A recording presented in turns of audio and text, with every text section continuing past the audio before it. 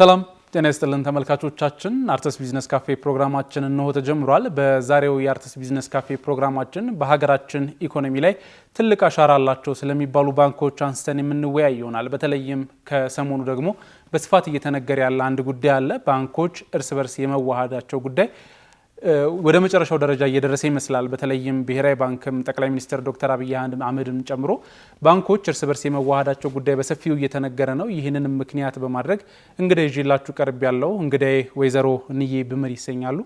ወደ አርትስ ቢዝነስ ካፌ እንግዳ ስለሆኑ ከልብ አመሰግናለሁ። እኔም በጣም አመሰግናለሁ እንግዳ ስላረጋችሁ።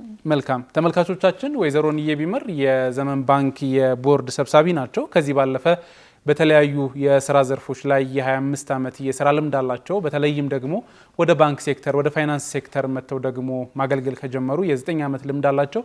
ይህንን ልምዳቸውን ይዘን በተለይም ባንኮቻችን ወዴት እየሄዱ ነው፣ ምን ላይ ነው ያሉት የሚለውን ወደ እናንተ የምናቀርብ ይሆናል። እስከ ፕሮግራማችን ፍጻሜ አብራችሁን ቆዩ።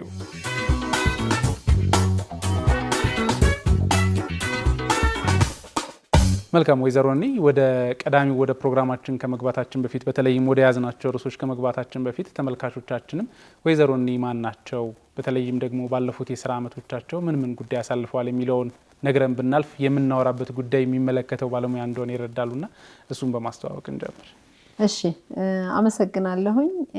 ስሜን ስለጠቀስከው ድጋሚ መጥቀስ የሚያስፈልግ አይመስለኝም። በባክግራውንድ ኢን ተርምስ ኦፍ ፕሮፌሽናል ባክግራውንድ የማኔጅመንት ባለሙያ ነበርኩ። ከዛ ማስተርሴን በሊደርሺፕ ነው የሰራሁት። ሁለቱንም አዲስ አበባ ዩኒቨርሲቲ ነው የሰራሁት። ረጅም ጊዜ የሰራሁት ኢትዮጵያ ስራ አመራር ኢንስቲትዩት ነው። ከዛ በኋላ ግን ሁለት የፕራይቬት ባንኮች ላይ በኤግዚኪቲቭ ማኔጅመንት ሌቭል ሰርቻለሁ። በጣም ጥሩ ፐርፎርማንስ ነው የነበረኝ ሞስትሊ። ከዛ በኋላ ወጥቼ አይ ቲንክ ሌሎች ኤንጂኦ ሴክተሮች ወርልድ ባንክን ጨምሮ ፕሮጀክት ላይ ሰርቻለሁ። ፋይናሊ የዘመን ባንክ እንግዲህ ያው አገልግሎት ነው። ቦርድ ኦፍ ዳይሬክተርስ ሆኜ መጀመሪያ ተርም ላይ ምክትል ቦርድ ሰብሳቢ ሆኜ ሰራሁ። የአሁኑን ተርም ላይ ደግሞ ቦርድ ሰብሳቢ ሆኜ እየሰራሁ እገኛለሁ። መልካም። ይህንን ስናነሳ ለተመልካቾቻችንም ግልጽ ለማድረግ ያህል ነው። በተለይ የባንክ ሴክተርን አንስተን ስንነጋገር የባንክ ሴክተር ላይ የሚያወሩት ባለሙያ ማን ናቸው ሲባል አሁን ላይ የዘመን ባንክ የቦርድ ሰብሳቢ የሆኑ ላለፉት ረጅም ዓመታት ደግሞ የፋይናንስ ሴክተሩ ላይም ያገለገሉ ባለሙያ መሆናቸው እንዲረዱልን ነው። ወደ መጀመሪያ ጉዳያችን እንለፍ። በተለይ የባንክ ሴክተርን ስናነሳ ለሀገራችን ኢኮኖሚ ትልቅ የራሱን አሻራ የሚያሳርፍ የኢኮኖሚ አካል እንደሆነ ይታወቃልና የሀገራችን የባንክ ዘርፍ ያለበት ደረጃ የት ላይ ናቸው፣ በተለይም ባንኮቻችን ምን ላይ ናቸው ያሉት የሚለውን በቀዳሚነት እናንሳ። አመሰግናለሁ። እንግዲህ ያው ሶፋር ወደ 9 ዓመት እንደቆየሁ ኤንድ አት ዘ ሴም ታይም ደግሞ በተለያዩ ባንኮችም የካፓሲቲ ዲቨሎፕመንት ፕሮግራሞች ላይ እንደተሳተፈ ሰው እና እንደ ባለሙያ አይ ቲንክ የባንኮቹ ያሉበትን ደረጃዎች ለማየት የተወሰኑ ፓራሜትሮችን ማስቀመጥ የሚያስፈልገው ይመስለኛል። የመጀመሪያው ባንክን ወይም የፋይናንሻል ሴክተርን እንደ ኢንስቲትዩሽን አይደል እንደ ሴክተር ስናየው ለኔ በጣም ጠንካራ ሴክተር፣ በተለይ በቢዝነስ ኤንድ ፋይናንስ ረገድ በርካታ ታለንትድ የሆኑ ባለሙያዎችን የያዘ ኤንድ አት ዘ ሴም ታይም ኢቭን ምልህ እንደው በጣም አንዳንዴ ኤክስትሪም እንዳልወስደው እንጂ ቴክኖሎጂን ይዞ ስራ በመጀመር ረገድም አይ ቲንክ ፋና ወጊ ነው ፋይናንሻል ሴክተሩ። ቢኮዝ ብዙዎቹ ስራዎቹ ወይም የሚሰጣቸው አገልግሎቶች ቴክኖሎጂ ቤዝ ያደረጉ ናቸው። ከዛም በተጨማሪ አይ ቲንክ ፋይናንሻል ሴክተሩ ላይ ነው ከካስተመርስ ጋር የሚገናኙት አምባሳደር ናቸው ተብለው የሚታሰቡና የሆኑም ባለሙያዎች ስለሆኑ እምነት የሚጠይቅ አይደል ፕሮፌሽናሊዝም የሆነ ንግግሮችን ውይይቶችን የሚጋብዝ እንደገና ደንበኛውም ሁሉ ጊዜ የሚያገኘውን ፍሮንት ላይ የሚያገኘውን ባለሙያ እምነቱን የሚጥልበት አይነት ስለሆነ ለየት ያለ ያደርገዋል። ስለዚህ ፕራውድ የሚደረግበት ኢንስቲትዩሽናል ፍሬምወርኩ ወይም ድርጅቶቹ ባንኮቹ ድርጅታዊ አመራራቸው ድርጅታዊ አወቃቀራቸው ጠንካራ ነው፣ ሲስተሚክ ነው። በጣም ብዙ ፖሊሲዎች ፕሮሲጀሮች ጋይድላይኖች ያሉበት ሴክተር ነው ከኢንስቲትዩሽናላይዜሽን ፐርስፔክቲቭ። ከቴክኖሎጂውም ስታስበው በየቀኑ ሂሳብ የሚዘጋበት ተቋም ነው። ይሄ ቀላል አይደለም። ስለዚህ ባክ ኦፊስ ብዙ የሚሰሩ ስራዎች አሉ። በየቀኑ ሂሳቦች ይዘጋሉ፣ ኮሬክት የሚደረጉ ይኖራሉ፣ ሪፖርቶች ይወጣሉ፣ ለደንበኞች የሚላኩ፣ ለመንግስት የሚላኩ፣ ለፋይናንሻል ኢንተለጀንስ የሚላኩ ሶ ኦል ዲስ ኢንተግሬትድ ሆኖ ፐርፎርም የሚያደርግበት ጠንካራ የሆነ የማኔጅመንት ፋውንዴሽን ያለው ነው ከኢንስቲትዩሽናላይዜሽን አንፃር። ሁለተኛ እንግዲህ ያሉበትን ደረጃ ብለን ስናይ የፋይናንሻል ሴክተሩ ሪሶርስ አሎኬተር፣ ስለዚህ ከዲፖዚተር ገንዘብ ይወስዳል፣ ኢንቨስት ለሚያደርጉ ለተበዳሪዎች ገንዘብ ይሰጣል። ይሄ ቀላል አይደለም። ዝም ብለህ ገንዘብ አታመነጭም አይደል? ገንዘብ ለማመንጨት ትረስቱን ማግኘት አለበት፣ ሲስተሙ መኖር አለበት፣ እነሱን ማግኘት አለብህ፣ ተደራሽ መሆን አለብህ። ያንንም በየሁኔታዎቹ እንደገና ገንዘቡን የሚያስቀምጡትም ሰዎች ደግሞ ፕሮፐርሊ አይደንቲፋይ አድርገህ ሴኩርድ በሆነ ሲስተሞች የቴክኖሎጂ ሲስተም መያዝንና ለሀገር ትልቅ አስተዋጽኦ ያደርጋል። በኢኮኖሚውም ረገድ አክቲቭ የሆነ ወይም ዋነኛ ተዋናይ ነው ማለት እንችላለን ማለት ነው። አፍተር ኦል በቃ በገንዘብ ነው አይደል? ዱፕሊኬቱ ገንዘብ ነው። ስለዚህ ዊሉ የሚንቀሳቀሰው በገንዘብ ነው። ትራንዛክሽኖቹ የሚንቀሳቀሱት በገንዘብ ነው። ስለዚህ ያንን ሚዲየት የሚያደርግ ፋሲሊቴት የሚያደርግ ተቋም ነው። ሶስተኛው አይ ቲንክ ብናየው ጥሩ የሚሆነው ከገቨርናንስ አንፃር ብናየው የጠንካራ የሆነ ሬጉላቶሪ ፍሬምወርክ ያለበት ሴክተር ነው። እሱም ምንድነው? የኢትዮጵያ ብሔራዊ ባንክ በጣም ፋሲሊቴቲቭ የሚያደርጉ የባንኮቹን የዕለት ተዕለት እንቅስቃሴ የሚከታተሉበት የሚቆጣጠሩበት ፍሬምወርኮች አሏቸው። ከዚህ ጋር እንግዲህ ተያይዞ ያው በሌላው ሴክተር ብዙ ያልጠነከረ የሪስክ ማኔጅመንት ፕሮግራሙም በፋይናንሻል ሴክተሩ በጣም ጠንካራ ነው። ስለዚህ ወደፊት ሊያጋጥሙ የሚችሉ ጉዳዮች የሚተነተኑበት የሚተነበዩበት፣ አስቀድሞም ደግሞ የማስተካከያ እርምጃ የሚወሰድባቸው አሰራሮች የጎለበቱበት ነው። ከዚህ ጋር ስናያይዘው ለምሳሌ ባለፈው አመት የወጣው ሬጉሌሽን አለ አይደለ? የኤፍኤክስ ሊበራላይዜሽኑ እሱ ራሱ አዲስ ሬጉሌሽን ነው። ሶ ያ ሬጉሌሽን ራሱ ይዟቸው የመጡ በርካታ መመሪያዎች፣ የአሰራር ለውጦች ይሲ ባንኮች ራሳቸውን እንዲፈትሹ የሚያደርገው ከዚህ በፊት ከካስተመሮቻቸው ጋር የነበራቸውን መስተጋብር፣ የሚሰጧቸውን አገልግሎቶች፣ የሚያስከፍሏቸውን ታሪፎች ሁሉ የሚታይበት ስለሆነ ለኔ የፋይናንሻል ሴክተሩ በአገሪቷ በጣም ጠንካራ የሆነ ሴክተር in terms of institution ብናስበው in terms of technology ብናስበው in terms of የሚተዳደሩበት የሚመሩበት አይደል after all ዲፖዚተሩን ገንዘብ ደግሞ መንግስትም ስለሚጠብቅ ከዛ አንፃር ጠንካራ የሆነ መሰረት ያለው ተቋም ነው ወይም ሴክተር ነው ብለን ልንወስደው እንችላለን። በትክክል እዚህ ላይ አንድ እንድናነሳ የፈለኩት ጉዳይ የባንክ ሴክተር ሲነሳ በተለይ በርካቶች ባንክን እንደ ባንክ ብቻ የሚታሰብበት ጊዜ አለ። የባንክ አገልግሎት ከ120 ከ130 ሚሊዮን ህዝብ ጋር የተሳሰረ ነው። ባንክን የማይጠቀም ልጅ ባይጠቀም አባት፣ እናት፣ ቤተሰብ ስናስተያስረው ከአጠቃላይ ህዝብ ጋር የሚገናኝ ከመንግስት ጋር የሚገናኝ ኢኮኖሚ ውስጥ ስንገባ እያንዳንዱ የፋይናንሻል ትራንዛክሽን የሚካሄደው ከባንክ ጋር ተያይዞ ነው። የትኛውም አይነት ገንዘብ ወጪና ገቢ ከባንክ ጋር ነውና በርካቶች የባንክ ጉዳይ ሲነሳ አይምሯቸውን ያዝ አድርጓቸው ስለምንድን ነው የሚዋራው ብለው እንዲሰሙ የሚያደርጋቸው ከህይወታችን ጋር የተሳሰረ ስለሆነ ነው። በጋዜጠኝነት ዲፓርትመንት ስናየው አንድ ጋዜጠኛ ምንም አይነት ስራ ቢሰራ ነገር ግን ፋይናንስ መጠቀሙ ከባንክ ጋር መያያዙ አይቀርም። ገበሬን ስንል፣ አራሹን ስንል፣ ሹፌር ስንል የትኛውም አይነት ሴክተር ላይ ብንገባ ከባንክ ጋር የማይገናኝ የለም። ለዛም ነው የባንክ ዘርፉ ከሁሉም ጋር የተሳሰረ ሆኖ የሁላችንንም ልብ የያዘ ዘርፍ የሆነው። በዛ ላይ ደግሞ የራሱ የሆነ የሚመራበት የብሔራዊ ባንክ የራሱ የሆነ ህጎች አሉት፣ የራሱ የሆነ መመሪያዎች አሉት፣ የራሱ የሆኑ አዋጆች አሉት። መንግስትም ደግሞ እንደ ሀገር ትልቅ ሀብት አለኝ ብሎ ከሚያነሳው ነገር አንዱ ባንክ ነው። ምክንያቱም እያንዳንዱ ካፒታል የሚቀመጠው ከባንክ ጋር ተያይዞ ስለሆነ ብድር ተበደረ ብንል፣ ገንዘብ አንቀሳቀሰ ብንል ከባንክ ጋር ስለሚያያዝ ከሰሞኑ መነጋገሪያ የሆነው የሁሉንም ልብ የሚያዘው እነዚህ ባንኮች አንድ ሊሆኑ ነው ወይም ደግሞ የተወሰኑት ባንኮች ተዋህደው አንድ ባንክ ሊሆኑ ነው የሚለው ርዕስ በጣም መነጋገሪያ ሆኗል።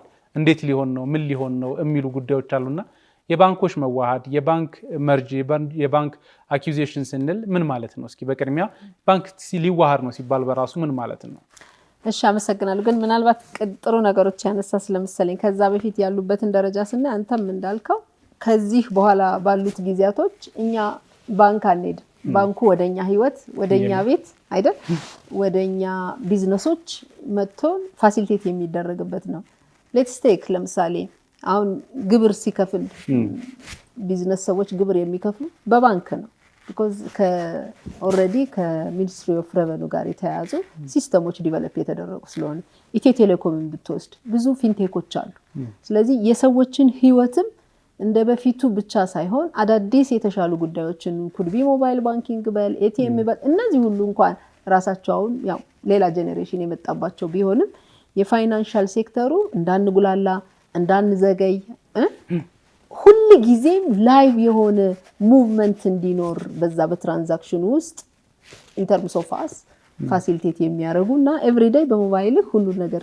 ኮንትሮል የምታረግበት የምታውቅበት ስለሆነ ጠቀሜታው ከምንለው ሁሉ በላይ የሆነ በእያንዳንዳችን ቤት በእያንዳንዳችን ህይወት መጥቷል በቃ ኢምቤድድ ሆኗል ብለን ብንል ውሃን ከፍልበታለን መብራትን ከፍልበታለን እንደዚህ አይነት ነገሮች ሁሉ አሉና እችን ምናልባት ሳናነሳችን ጋር ኤግዛክትሊ እንደዛ የሆነ ካሽሌስ ሶሳይቲ የሚሆንን ነው የምንሄደው ሁለተኛ ወዳነሳው ፖይንት ስንሄድ አይ ቲንክ እንግዲህኛ በሴክተሩ ውስጥ ላለን ሰዎች ምን ማለት እንደሆነ ያው በቅርበት እንረዳዋለን በተለይ ደግሞ በቦርድ በማኔጅመንት ኤሪያ ስቶን እነዚህ ነገሮች ሁሉ ጊዜም የኛ የቀን ተቀን ጉዳያችን እየሆዱ ከመጡ የቆዩ ናቸው ነገር ግን አንተም እንዳልከው ምናልባት ግልጽ ለማድረግ መዋሃድ ምን ማለት ነው ምንድነው የሚኖረው እንድምታ የሚሉትን እንግዲህ እኔም በዛ ውስጥ እንዳለ እንደ አንድ አመራር ነው ራሴን ኦፒኒየን ነው የምሰጠው ከዛ አንፃር የመጀመሪያው ነገር አይ ቲንክ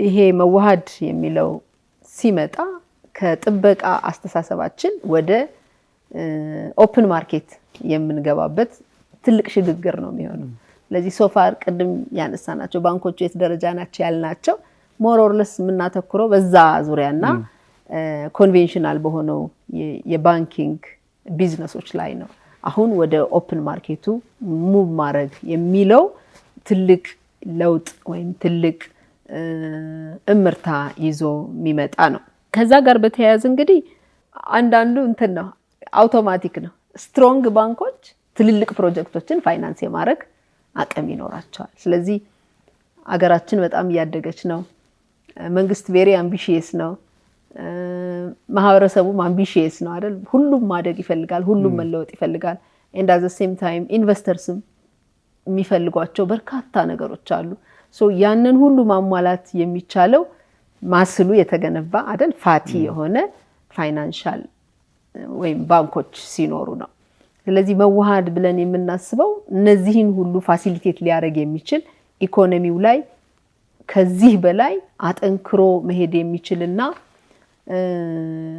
ለአገሪቷም ትልቅ ለውጥ ሊያመጡ የሚችሉ ፕሮጀክቶችን ፋይናንስ ማድረግ ሲችሉ ነው አይደል at the end of the day ኢምፓክቱን ስታስበው አይደል የመኖራቸውን ኢምፓክት ስናስበው ትልልቅ የሆኑ ለበርካታ ሰዎች የሥራ ዕድል ሊፈጥሩ የሚችሉ የሚገባውንና የሚወጣውን በሜጋ ፕሮጀክቶች ላይ ለውጥ ማምጣት የሚችሉ ፋይናንስ ማድረግ የሚችሉ ተቋማት ሲኖሩ ስለሆነ መዋሃድን እኔ ከዛ አንፃር ነው የማየው ከዛ በተጨማሪ እንግዲህ መዋሃድ የሚለው ተደራሽነትን ይጨምራል አይደል ስናነሳ necessarily በቅርንጫፎች ላይ ሆን ይችላል ይሆናል whatever the case ግን በእያንዳንዱ ዜጋ ተደራሽ ለመሆን የሚያስችለን ፕላትፎርም ያስፈልጋል እሱን ቅድም አንተ ስታነሳ የነበረው ቴክኖሎጂው ነው ስለዚህ ቴክኖሎጂካል አድቫንስመንቱም የሚጠይቀው ነው ለየብቻ ከመወረጥ በዛ መንገድ ማድረስ ሊቻል ይችላል ሌሎቹ ደንበኞች በሚፈልጓቸው ሴክተሮች ሊኖሩ ይችላሉ ግለሰቦች ኮንሱመሮች የሚፈልጓቸው ሊኖሩ ይችላሉ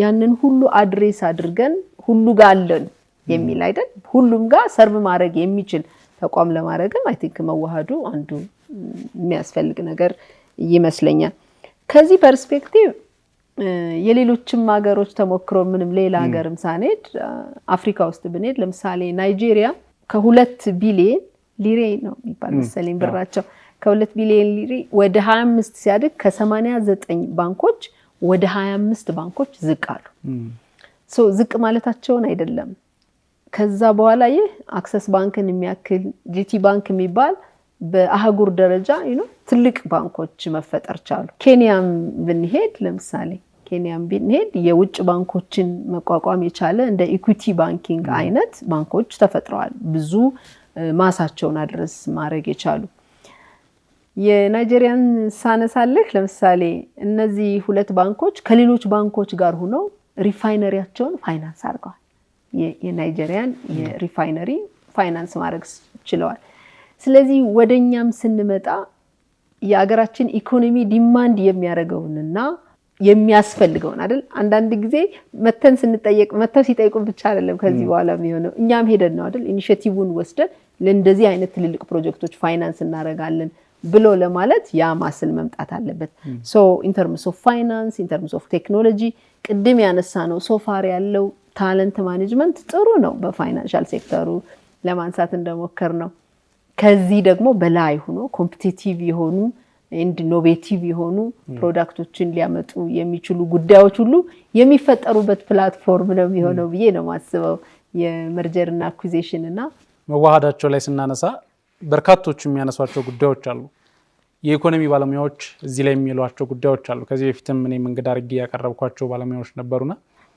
ባንኮቻችን ለመዋሃድ የሚገጥማቸው ትልልቅ ችግሮች አሉ ምክንያቱም የተቋቋሙበት ዓላማ የራሳቸው ዓላማ አላቸው አንዱ ባንክ ከአንዱ ጋር ያላቸው ድርሻ ያላቸው ተደራሽነትና በሀገራችን ከ30 በላይ ባንኮች አሉ ብሔራዊ ባንክ ባለው መረጃ መሰረት እነዚህ ባንኮች ሲዋሃዱ በትንሹ 5-6 ባንኮች እንኳን አንድ ላይ ይሁኑ ብንል ያላቸው ራዕይ ያላቸው ዓላማ ይዘውት የተነሱበት መስመር አንድ ላይ ያደርጋቸው የሚችላቸው ነገሮች በርካቶቹን ላያደርጋቸው ይችላልና ከዚህ አንፃር ምንድነው አሁን እኛ ሀገር ካለው የባንክ ሴክተር ሂደት አንፃር በምን አይነት መንገድ የትኛው ባንክ ከየትኛው ባንክ ጋር እንኳን ባንል በምን አይነት መንገድ ሊዋሃዱ ይችላሉ ይሄንን ስርዓትስ ማን ነው ሰርቶ ከከሌ ጋር ተዋሃዱ ማለት የሚችለው ወይስ ባንኮቹ በራሳቸው ነው የሚዋሃዱት ያ አይ ቲንክ መሰረታዊው ነገር እሱ ነው እንዳልከው ባንኮቹ ሶፋር በመጡበት መንገድ አይደል በተቋቋሙበት ዓላማ በራያቸው የገነቡት የኔ ያሉት እየኖሩት ያሉት አላቸው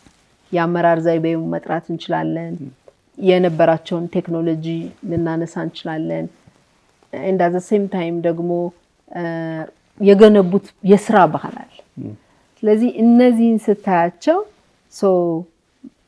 ምን እንዴት ነው ማኔጅ የሚደረጉት እነዚህ ጉዳዮች ስለዚህ ንግግር ይፈልጋሉ it's all about ኮንቨርሴሽኖች ነው happen የሚያደርጉት ኤክስትሪምሊ የማይጋቡ በጣም የተራራቁ ሊሆኑ አይችሉም ነገር ግን እነዚህን የሚያማክሩ እነዚህን ሳፖርት የሚያደርጉ እነዚህ ደግሞ እንዴት መሆን እንዳለባቸው በዛ ውስጥ ውይይቶችን ምክክሮችን ክርክሮችንም ኢቭን ሊያደርጉ የሚችሉ ብዙ ባለሙያዎች አሉ ብዬ ነው ማምነው አንተም እንዳነሳው ከዛ አንፃር ማኔጅ የማይደረግ ነገር ይኖራል ብዬ አላስብም ግን ዝም ብለ የበፊቱኔነት ይሄ ነው ብዬ ከቆምኩ ያው እንግዲህ ውጤቱም እንደዛው ነው የሚሆነው ነገር ግን ማኔጅ የምታረጋቸው ኮምፕሮማይዝ የምናረጋቸው ዊን ዊን የሆነ ሲቹዌሽን ላይ የምንደርስባቸው ጉዳዮችን በጋራ መፍጠር የሚያስፈልግበት ሁኔታ አለ እንጂ ኦፍ ኮርስ ይነሳል እንደውም አልፎ ከዛም በዘለለ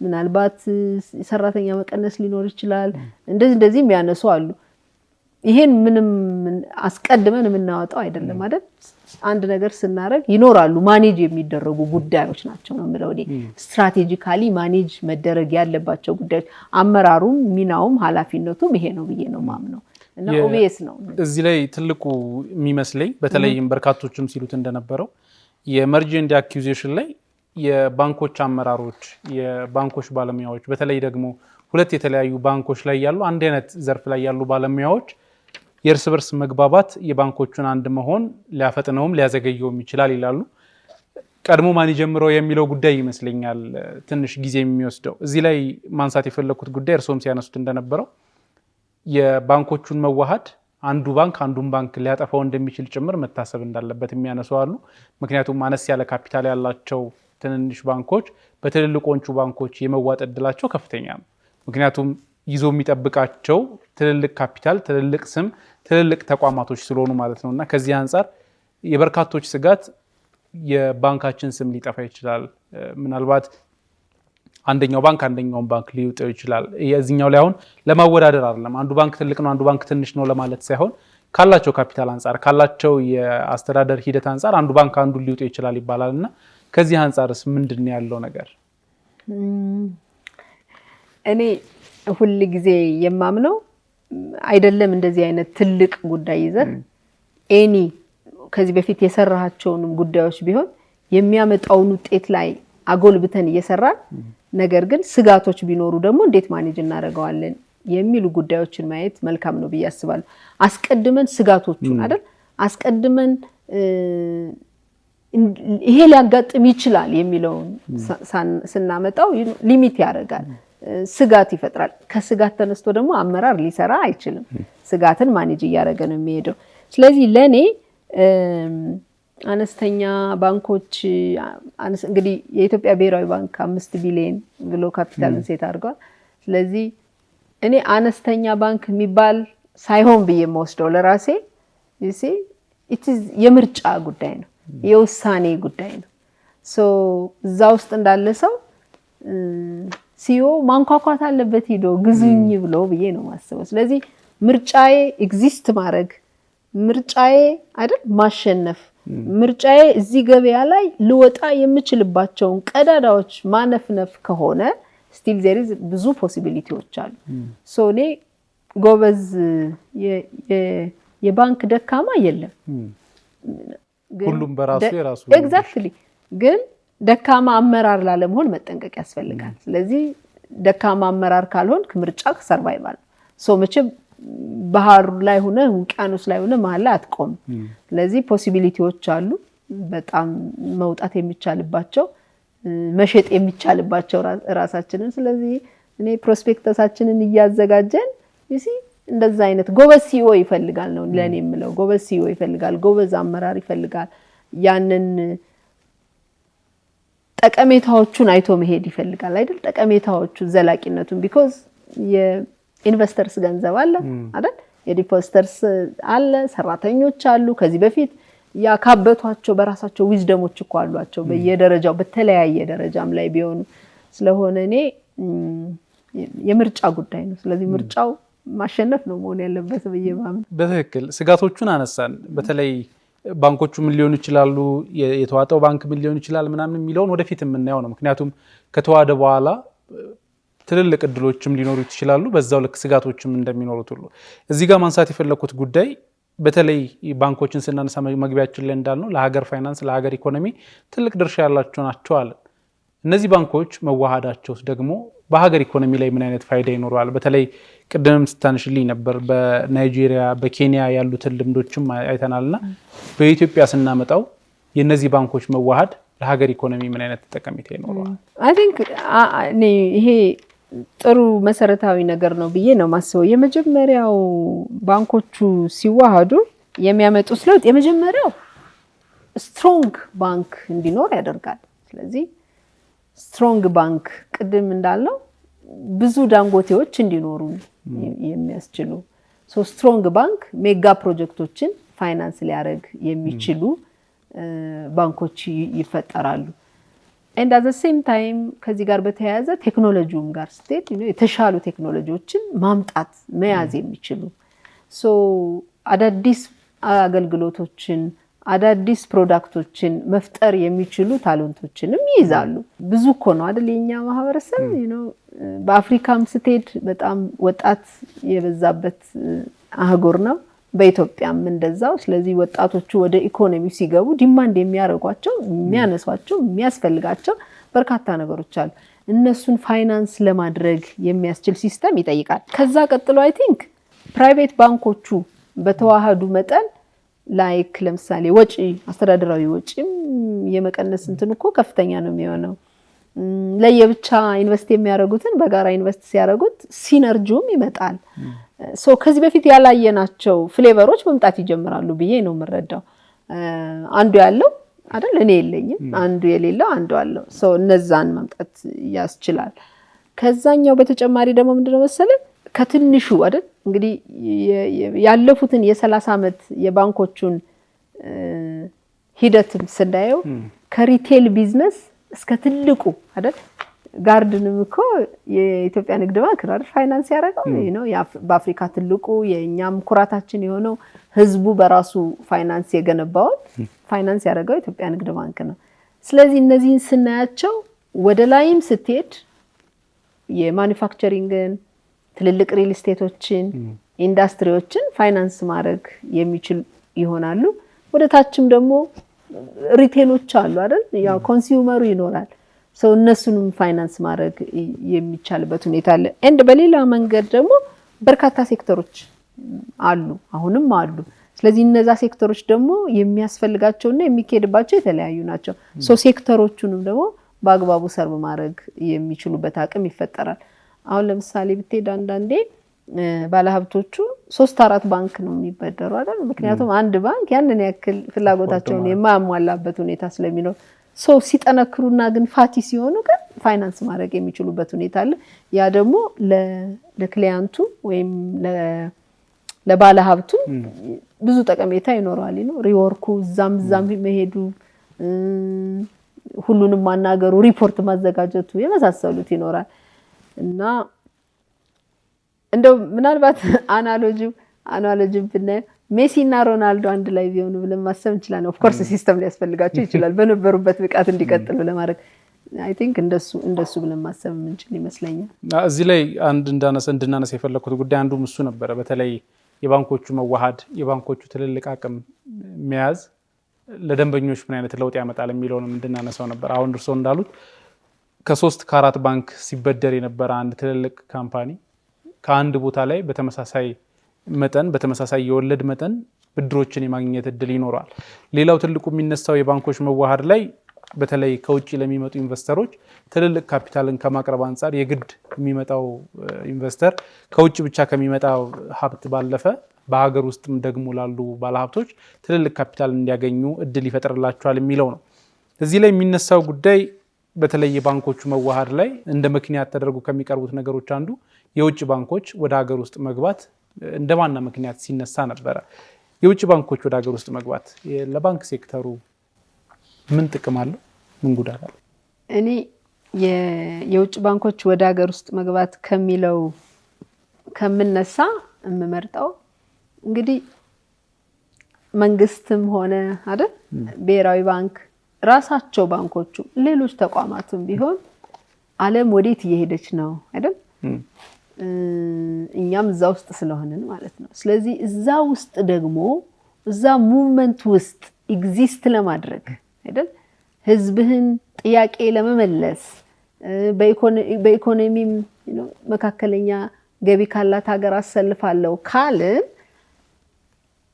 ይሄ እነሱ ይመጣሉ ከመባሉም በፊት ይሄ የማይቀር ነው ብዬ ነው ማስበው ይሄን ካልን ስለዚህ መንግስት አምቢሽየስ ነው ፕላን አለው ሰው እነዚህን ጥያቄዎች መመለስ ካለበት ይሄን ሰርቭ ሊያደርግ የሚችል ፋሲሊቴት ሊያደርግ የሚችል የኢኮኖሚ እንቅስቃሴ እንዲኖር ማድረግ የሚያስችሉ ተቋማትን መጋበዝ አይቀርም not only ኢንቨስት የሚያደርጉ አይደል ኤፍዲአይዎችን ከዛ ስንነሳ ለኔ እነሱ እንግዲህ ከመቶ ዓመት የዘለለ ታሪክም አላቸው ኤክስፒሪየንስም አላቸው ካፒታላቸውም ብዙ ነው በቴክኖሎጂም ብዙ ሄደዋል ምናልባት ደግሞ የተለያየ ሀገር ሄደው በመስራትም ደግሞ ያካበቷቸው ኤክስፒሪየንሶች አሉ ከዛ አንፃር እኔ ለኛ ሲመጡ እነዚህ ጉዳዮች እኛን የሚያስተምሩ ናቸው እንጂ የሚያነቁ ናቸው እንጂ የሚያስደነግጡ ናቸው ብዬ ፐርሰናሊ አላምን ስለዚህ እነሱ ትልቅ ካፒታል ይዘው ይመጣሉ የተሻለ ቴክኖሎጂ ሌተስት የምንለውን ቴክኖሎጂ ይዘው ይመጡ ይችላሉ ልምዶቻቸውን ይዘው ይመጣሉ እዚህ ጋርኛ ቅድም እንዳልነው ተኝተን ካልጠበቀን አይደል ተዋህደን ፖሲቢሊቲዎችን አይተን አብዛኛውን ወይ ማሱን እንዴት አድርገን ልንደርስ እንችላለን ብለን ተዘጋጅተን ከጠበቀን አይ ቲንክ እኔ ጠቀሜታው የሚያመዝን ነው የሚመስለኝ because still ኢኮኖሚው ይፈልጋል still ኢኮኖሚው ያስፈልገዋል ሶ የሚመጡ ትልቅ ኢንቨስትመንቶችን ሳፖርት የሚያደርግ ፋይናንሻል ሲስተሞች ያስፈልጋሉ ፎሪን ከረንሲ ይዘው ይመጣሉ አፍተር ኦል ስለዚህ የገቢና የወጪ ንግዶችንም ያሳልጣሉ ከዛ ፐርስፔክቲቭ ምናልባት ቅድም ወደ አነሳውም ስንሄድ እነዚህ የውጮቹ መኖራቸው ዴፊኒትሊ ሲመጡ እነሱም ቢዝነስ ሰርተው ስትራቴጂ ሰርተው እንዴት አድርገን ከነሱ ጋር ተወዳድረን አይደል ውጤታማ ልንሆን እንችላለን ብለው መጥተዋል። ቅድም አንስቼልህ ነበር የኬንያ ኢኩዊቲ ባንክ እኮ የውጮቹን ተወዳድረው አሸናፊ ናቸው። ምኑን ይዘው ማሱን ይዘው እኛም ደግሞ ባህሉን እናቀዋለን አይደል የህዝባችን ባህል እናቀዋለን። ምን ይፈልጋል አይደል ምን ያስፈልጋዋል እናቃለን አብረን ሰርተናል። ስለዚህ ያ ራሱ ትልቅ ኮምፒቲቲቭ አድቫንቴጃችን እኮ ነው። አስፋራስ ካፒታሉን እስከገነባንና ተዘጋጅተን እስከጠበቅን ድረስ የነሱ መምጣት ለኔ የምንማማርበት and at the same time እኛ የበለጠ ኮምፒቲቲቭ ሆነን እንድንሄድ የሚያደርገን ነው ብዬ ነው እኔ ፐርሰናሊ ማስበው። በትክክል እዚህ ላይ መንግስትም የያዛቸው መመሪያዎች አሉ። በተለይም ባንኮቹ ሲመጡ በምን አይነት መንገድ ይመጣሉ ብሎ ያወጣቸው አንዳንዴም የሀገራችን ባንኮች ድርሻ ገዝተው የሚገዙትም ደግሞ የተወሰነ የድርሻ መጠን አለውና በተለይ እነዚህ ባንኮች መምጣት በሀገራችን ላሉ ባንኮች ትልቅ እድል የሚኖረው ይመስለኛል። ምክንያቱም ድርሻ ገዝተው ሲገቡ ይዘውት የሚመጡት የራሱ የሆነ ካፒታል አለው። ከዛ ባለፈ ለውጪ ትልልቅ የውጪ ገንዘቦችን ይዘው የመምጣት አቅም ይኖራቸዋል። ትልልቅ የውጪ ኢንቨስተሮችንም ይዘው አብሮ የመምጣት እድል ይኖራቸዋልና ለባንኮቻችን ሁለት አይነት እድሎች እንደሚኖራቸው ተስፋ እናደርጋለን። አንድም ቴክኖሎጂዎችን አዶፕት ከማድረግ አንፃር ትልልቅ አማራጮችን ይዘው ይመጣሉና እነዚህ ባንኮች መምጣታቸው ለፋይናንስ ሴክተሩ ትልቅ ድርሻ እንደሚኖረው ይጠበቃል። መለስ ብለን እንድናነሳ የፈለኩት በተለይ ከአመራርነት አንፃር ባንኮችን ከመምራት አንፃር በተለይ እርሶም የዘመን ባንክ የቦርድ ሰብሳቢ እንደመሆኑ ባንኮቻችን ምንድነው ራያቸው? በተለይ ደግሞ አሁን የፋይናንስ ሴክተሩ ላይ እየሰሩት ካለው አንፃር ዘርፉ ላይ በጣም አዳዲስ አዋጆች ይወጣሉ። ብሔራዊ ባንክ በዚህ በኩል በየጊዜው የሚያወጣው አለ። የሀገሪቷ ደግሞ ያወጣቸው የማክሮ ኢኮኖሚ ለውጥ አለ። ከዚህ አንፃር ባንኮች በየጊዜው የሚለዋወጡ ህጎች የሚለዋወጡ ደንቦችን ከመልመድ አንፃር ምን እየሰሩ ነው የሚለውን ብናነሳ። እሺ አንድ ነገር እንደውም ወደዛም ከመሄዳችን በፊት ለምሳሌ ላስት ይር ሰኔ የ2024 2025 ክሎዚንግ ላይ አንተም አይተው ሊሆን ይችላል 3.04 ትሪሊየን ብር ነው ኢኮኖሚ ውስጥ የተንቀሳቀሰ ማለት ነው። ስለዚህ ይሄ ትልቅ ነው። ግን that doesn't mean በጣም ትልቅና በፍላጎታችንና አገሪቷ በምትፈልገው ልክ ነው ለማለት ግን አንደፍርም። ስቲል ገና ብዙ የሚቀር ስለመሰለኝ ማለት ነው። ሶ ምናልባት ከቅድሟ ጋር አንዱ ብናነሳው በየማስበው እንግዲህ አዲስ ነገር አይደል ሲመጣ ተዋሃዱ ሲባል ኦፍ ኮርስ የኢትዮጵያ ንግድ ባንክና ኮንስትራክሽን ባንክም የመንግስት ተዋህደዋል እኮ የተወሰነ ኤክስፒሪየንስ አለ። በሌላም ሴክተር አይ ቲንክ በእናንተ በሚዲያም እኮ እንዳለ አይደል ዋልታና ፋና ማለት ሆኖም በእኛ በፋይናንሻል ሴክተሩ ቅድም አንተም ከጠቀስካቸው ከካልቸሩ ከዚህ በፊት ከገነቧቸው የሊደርሺፕ አይደንቲቲ አንፃር አንዳንድ ሰዎች ደግሞ አይደል ስጋቶችን እንደዚህ እናረግባቸው ሊኖሩ ስለሚችሉ ምናልባት ሊደረግ ይችል ይሆናል ብዬ አስባለሁ። ግን ቢደረግ ጥሩ ነው ብዬ ማስበው ማበረታቻ ቀድመው ወደዛ ለሚገቡ ባንኮች ብሔራዊ ባንክ አሁን ከሚያደርገው ድጋፍ በተጨማሪ የአድቫይዝ ሳፖርት ሊሆን ይችላል። እዛ ውስጥ የሚያማክሯቸው ባለሙያዎች ታማኒነታቸውን ቼክ ከማድረግ ጋር ሊሆን ይችላል። ሌሎችንም ምናልባት ሊያበረታቱ የሚችሉ ሊያጠነክሩ የሚችሉ አይደል እንደ ፋና ወጊም ሆነው የሚሄዱትን እንደሱ ቢደረግ ኦፍ ኮርስ የማይቀር ነው። እንደዛ አይነት ነገር ለምን ያስፈልጋል ትለይ ትችላለህ። ግን አዳዲስ ነገሮችን በዛ መንገድ ደግሞ ማስቀጠል የበለጠ በለውጡ ጉዞ ውስጥ የሚኖረውን ጊዜ ለማሳጠርና ስሙዝ ለማድረግ ያግዝ ይሆናል የሚል ሐሳብ አለኝ። ሌላው ካነሳው አንፃር እንግዲህ አንደኛው ነገር ብሔራዊ ባንክ የሚያወጣቸው ህጎች እና ምን በቃ ፋሲሊቴቲቭ ናቸው ለኛ because at the end of the day አይደል የፐብሊክ መኒ ነው ማኔጅ የሚደረገው and የባንኮች ፋይናንሻል ስቴቢሊቲ የሀገር ስቴቢሊቲ ነው አይደል ኢኮኖሚ ስቴቢሊቲ ነው። ስለዚህ እንደሌላው ሴክተር ቆይ ነገ የምትለው አይደለም። ኤቭሪ ዴይ ቅድም አንስቼላለሁ በርካታ ሪፖርቶች ይላካሉ ለነሱ ብዙ ኮንቨርሴሽኖች ይካሄዳሉ ብዙ መመሪያዎች ይመጣሉ። all that ግን እዛ ጋር ያለውን ምንም አይነት ሉፕ ሆል እንዳይኖር በሌሎችም ሀገሮች እኮ አይተናል ፋይናንሻል ሴክተሮቹ ላይ ፕሮብለም ሲፈጠር ሀገር ላይ የተፈጠሩትን ብዙ ኤክስፒሪየንሶች አሉ። ስለዚህ እኛ እንደዛ አይነት ኤክስፒሪየንስ ሀፕን አላደረገም። በነገራችን ላይ በጣም አንዱ እኔ ባነሳው ጥሩ ነው ብዬ ማስበው ፋይናንሻል ሴክተሩ ላይ ሶፋር የውጭ ሀገር እንትን ኖሮ ያውቅም ደሆል እንግዲህ እስካሁን ባለው ታሪክ የራሳችን የራሳችን አስተማሪዎቻችን ዜጎች እዚህ ውስጥ የነበሩ ባለሙያዎች ኮንትሪቢዩት ያደረጉበት ነው እና ለኔ እሱ ፕራውድ አደርጋለሁ አሁንም ቢሆን ነው ማለት አሁንም ቢሆን ያንን ከዛ በላይ አድርገን በአህጉር ደረጃ የሚታወቁ ባንኮችን ለማምጣት የሚያስችል አቅም አለ አዲስ አበባ ዩኒቨርሲቲ አለ ሌሎችም ዩኒቨርሲቲዎች አሉ በርካታ ባለሙያዎችም ስላሉ ማለት ነው እንግዲህ ስለዚህ አመራሩ ምን ያደረገ ነው ስትለኝ ያው ያየን ሁሉ በተለያየ ደረጃ ሊኖር ይችላል ግን እኔ ዝም ያለ ይኖራል ብዬ ፐርሰናሊ ፊል አላረግም አላምንም እኛም ያው የጊዜው እንደዛ ስለምናነሳ ማለት ነው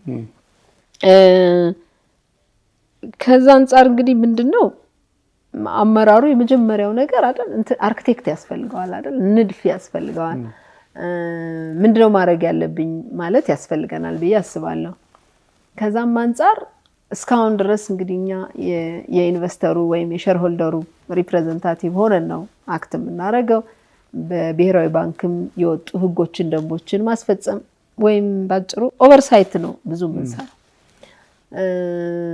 ስለዚህ አሁን ከሱ የዘለለ ኃላፊነት አለ ማለት ነው ስለዚህ ከጠባቂነት ወተን የማሻገር ኃላፊነት እና ለኔ ቅድም ካልኩ ጋር ሳያይዝልህ ሁለተኛ ውልደት ነው እዚህ ፋይናንሻል ሴክተር ለነበሩ ለፈጠሩት እነዚህን ተቋማት እዚህ ላደረሱት በቁጥር ደረጃ ብዙ ሰርቭ ባያረጉ ሰርቭ ያረጉ ቁጥሩም እያደገ የመጣ ነው የባንክ ተጠቃሚ ከዛ አንፃር አሁን ደግሞ አሻግረን ከዛ በላይ በአህጉር ደረጃ ሊወጡ የሚችሉ በሀገር ደረጃ ትልልቅ ኢምፓክት ሊያመጡ የሚችሉ ፕሮጀክቶችን ፋይናንስ የሚያረጉ ተቋማት እንዲሆኑ የሚያግደን ነገር የለም ኢስ ኦል አባውት የማይንድ ሴታችን ወደዛ መምጣት ውይይቶቻችን አሰራሮቻችን ከሱ ጋር የማያያዝ ነገሮች አሉ እና እሱ ያስፈልጋል ብዬ አስባለሁ እሱ ደግሞ ያው ትላንት ነው ያለበት ትላንት የዛሬ ነው እንጂ ለነገ የምንላቸው አይደሉም ለዛ ደግሞ አይ ቲንክ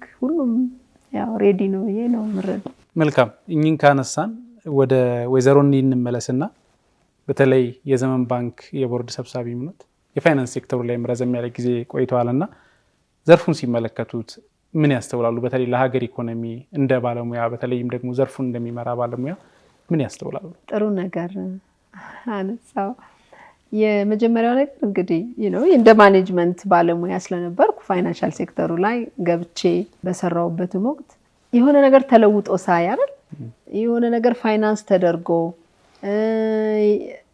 እንግዲህ እውነት ለመናገር በጣም ብዙ ባለሀብቶችንም ሎካል ባለሀብቶችንም እኮ ፈጥረዋል ሴክተሩ ስለዚህ እነዛ ባለሀብቶች ደግሞ አቅራቢ ያላቸው ከነሱ ጋር አብሮ የሚሰሩ ሰራተኞች አላቸው ከነሱ ጋር ፓርትነር ሆነው የሚሰሩ ብዙ ድርጅቶች ተፈጥረዋል ከነሱ በመማር አይደል ሌሎች ቢዝነሶች የመጣሉና ኦል ዲስ ስታየው እንደ ሀረግ የተያያዘ ለውጦች እየመጡ ያሉበት እዛ ላይ ደግሞ ትልቁን ሚና የሚጫወት ነው ከዛ በተጨማሪ ብዙ አሰራሮቹ ቅድም እንዳነሳውልህ ከብሔራዊ ባንክም በራሱ ፋይናንሻል ሴክተሩም ዲማንድ ከሚያደርገው አንፃር ነው የትራንስፓረንሲው የፌርነሱ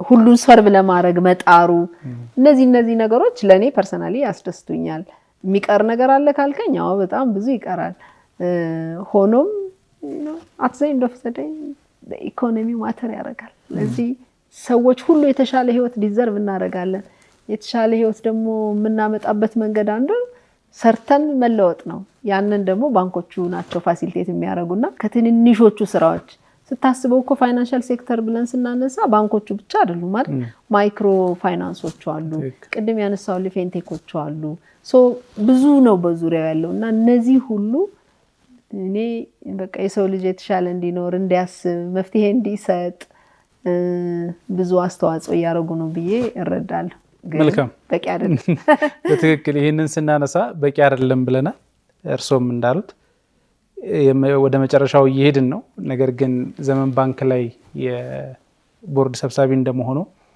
ባንኩን እናንሳና በተለይ ዘመን ባንክን አንስተን ዘመን ባንክ እና አሁን እስካሁን ስናነሳቸው ከነበሩት አንፃር መርጅ ኤንድ አኩዊዚሽን አለ፣ ወደ ህዝብ መቅረብ አለ፣ ራሱን ማሳደግ አለ፣ የውጭ ባንኮች ሲመጡ በጋራ አብሮ የመስራት እድሎች አሉና ከዚህ አንፃር ምን እየተዘጋጀ ነው የሚለውን ብናነሳ። ያው እንግዲህ አንዳንዶቹ ኦነስትሊ ስፒኪንግ ያው በቦርድም ፈቃድ ያላገኘውባቸው ስለሆኑ እንደዛ አይነት ኮንቨርሴሽኖቹን ማድረግ ያስቸግረኛል። ሆኖም ለኔ ዘመን ባንክ ሲመሰረትም ቴክኖሎጂን ቤዝ አድርጎ የተመሰረተ ባንክ ነው። ለምሳሌ ሰሞኑን እንኳን አይታቸዋል በአበባ ሴክተሩ በጣም ትልቅ ፎሪን ከረንሲ የሚያመጣ እንትንም ነበር፣ ኤግዚቢሽን ነበር፣ ትሬድ ፌር። እዛም ላይ ፋይናንስ የሚያደርገው ብዙ ዘመን ነው። ስለዚህ ዘመን ባንክ ከኢንስቲትዩሽናል የሆኑ ወይም ኮርፖሬት ካስተመርን ሰርቬ ማድረግ ኤክስፔሪየንሶች አሉት። ዘመን ባንክ ቴክኖሎጂ ይዞ የገባ የመጀመሪያውን ባንክ ነው። ለየት ያለ አይደል ነው እንትን ለማድረግ አይደለም፣ ግን ዘመን ለየት ያለ ፍሌቨር ያለው የራሱ አይደንቲቲ ያለው ስትሄድ የምታየው ነገር የማያስጨንቅህ እንደ ክሬቲቭ እንድትሆን ቤቴ መጣሁ እንድትል የሚያደርግ የወርኪንግ ኢንቫይሮንመንት አለው። በዛው ልክም በጣም ሃይሊ ዲሲፕሊንድ ኢንጌጅድ የሆኑ ስታፎች ያሉት ባንክ ነው። ከዛ ፐርስፔክቲቭ እኛም ቢሆን እንትን አይደለንም አይዞሌትድ ይሆን አይደለም። ስለዚህ እነዚህ ነገሮች እናውቃቸዋለን፣ እንገነዘባቸዋለን። የምናረጋቸውም የምንንቀሳቀሳቸውም ጉዳዮች አሉ። በእርግጠኝነት መቼም ተኝተን እንደማንጠብቅ ቅድምም ከነገርኩ በፍጹም ምርጫችን አይደለም፣ እሱ ምርጫችን ሊሆን አይችልም። ስለዚህ ያው ወደፊት የሚታይ ይሆናል። በትክክል ዛሬ ዘመንን አጀንዳ አድርገን ስላልተገናኘን ወደፊት እሱን ስንገናኝ በደንብ የምናነሳቸው ይሆናል። ለተመልካቾቻችንም ዘመን ባንክ ወደፊት በፋይናንስ ሴክተሩ ላይ ምን አይነት አበርክቶ እያበረከተ ነው የሚለውን ወደ እናንተ አንድ ፕሮግራም እናቀርብላችሁ ይሆናል። በዚሁ ቃል እንገባላችኋለን። እሺ፣ ጥሩ ነው በጣም መልካም። ወደ ማጠቃለያችን እንሂድ። በተለይ የባንኮችን መዋሃድ አነሳን። የባንኮች ወደፊት አንድ መሆን ለሀገር ኢኮኖሚ ምን አይነት አስተዋጽኦ ይኖረዋል፣ የፋይናንስ ሴክተሩ ላይ ደግሞ ምን ለውጥ ያመጣሉ የሚለውን አነሳንና እንደ ማጠቃለያ ህዝብ ከነዚህ ነገሮች ምን ይጠብቅ፣ በተለይ ደግሞ አመራሩ መስራት አለበት ብለን የተዘጋጀ ነው መዘጋጀት አለበት መተኛት የለበትም ያለው ነገር አለና ህዝብ እንደ ህዝብ ደግሞ ከነዚህ ነገሮች ምን አተርፋለሁ ምን እናገኛለን የሚለውን አንስተን እናጠቃልላለን። ያ አይ ቲንክ ይሄ መሰረታዊ ነገር ነው ለኔ። ቢኮዝ ተቋማት የማህበረሰብ ልጆች ናቸው፣ ውጤቶች ናቸው። ስለዚህ ማህበረሰቡ ውስጥ ኢንቨስተሩ ማህበረሰቡ ውስጥ ነው ያለ። ገንዘቡን ሰጥቶ ተቋማትን አቋቁሞ አይደል መልሶ ለማህበረሰቡ የሰጡ ሰዎች ያሉት እዚሁ ማህበረሰብ ውስጥ ነው። ያ ለኔ ትልቅ አደራ ነው። ተቋማት ሲያድጉ አብሮ ማህበረሰብም ያድጋል፣ ማህበረሰብም ሲያድግ ተቋማት ያድጋሉ። ስለዚህ የተያያዙ ነገሮች ናቸው፣ የምንለያያቸው አይደሉም። ከተቋማቶቹ መሪዎች የሚጠበቀው ዓለም ምን እየሆነ ነው፣ ወዴት እየሄደ ነው፣ ምንድነው ማድረግ ያለብኝ፣ ወዴት ናቪጌት አድርጌ ልውጣ አይደል መርከቧ በእጅ ስለሆነች። ማህበረሰቡም ደግሞ እነዚህን ተቋማት የመጠየቅ የመደገፍ አይደል እንደሱ አይነት ነገሮች በጣም የራስህ ነው፣ የግልህ ነው፣ ባለቤትነት ነው። ስለዚህ ብዙ ስቴክሆልደሮች አሉ፣ ብዙ እነሱን የሚከታተሉ የሚቆጣጠሩ አሉ። አገልግሎት የሚያገኙትም ተቋማቶች ቢሆን ይመለከታቸዋል። ስለዚህ እነዚህ የራሳችን ለራሳችን ያሉ ተቋማት ስለሆነ ባለቤት ነው። ባለቤት ደግሞ ሁሌ ቤቱን ይከታተላል በተለያየ መንገድ ኢንተርምስ ኦፍ ሞያ ሊሆን ይችላል፣ ኢንተርምስ ኦፍ አስተያየት መስጠት ሊሆን ይችላል እና ሰፊ ናቸው ብዬ ነው የማስበው። ስለዚህ ማህበረሰቡ እነዚህን ተቋማት እንዲያገለግሉት ማድረግ ይኖርበታል። ተቋማቱን ቢሆን የፈጠረውን ማህበረሰብ ሰርቭ ማድረግ አልቲሜት ኦብጀክቲቭ ሊሆን ይገባል ብዬ አስባለሁ። ስለዚህ በዚህ መሃል እንግዲህ ለብዙ ወጣቶች አሉን አይደል ለነሱ ስራ እድል የሚፈጥሩ ፕሮጀክቶችን፣ ለብዙ ሴቶች የስራ እድል የሚፈጥሩ ፕሮጀክቶችን ማገዝ፣ ሌሎችንም ኢንክሉዥን ብሎ ብሔራዊ ባንክ ያወጣው ዳይሬክቲቭ አለ። ስለዚህ አካታቾች ሊሆኑ የሚገባቸው በምንም ሁኔታ የተገለለ እዚህ ኢኮኖሚ ላይ ሚና የሌለው ዜጋም ተቋምም ሴክተርም የለምና ያንን ሰርቭ ማድረጋቸውን ያው ብሔራዊ ባንክም አለ ሌሎችም የሚከታተሉት የሚቆጣጠሩት ይሆናል። ማህበረሰቡ እንግዲህ መቼም በመንግስት ስለሚወከሉ ብያስቤ ነው። መልካም በርካታ ጉዳዮች የሚነሳበት ዘርፍ ነው። በአንድ ቀን በ30 ደቂቃና በአንድ ሰዓት ፕሮግራም ብቻ የፋይናንስ ሴክተሩን ሁሉንም ዳሰን ምንጨርሰው ጉዳይ አይደለም። ለዛሬ የባንኮች ዘርፍ ላይ የመዋሃድንና አኩዊዚሽን በተለይ ደግሞ ለሀገር ኢኮኖሚ ለህዝብ ለራሳቸው ለባንኮቹ ምን ይጠቅማል የሚለውን አነሳን። በቀጣይ ወደ ሌላ ጊዜ ደግሞ ስንገናኝ ስለሚያቀርቡት ብድር፣ ስለ በርካታ አገልግሎቶቻቸው ደግሞ የምናነሳ ይሆናል። ለዛሬ ግን ይሄ በቂያችን ይመስለኛል። እንግዲህ ስለሆኑ ያልተነሳ እዚህ ጉዳይ ላይ ይህንን ብል የሚሉት ሀሳብ ካለ እናንሳና እናጠቃልላለን።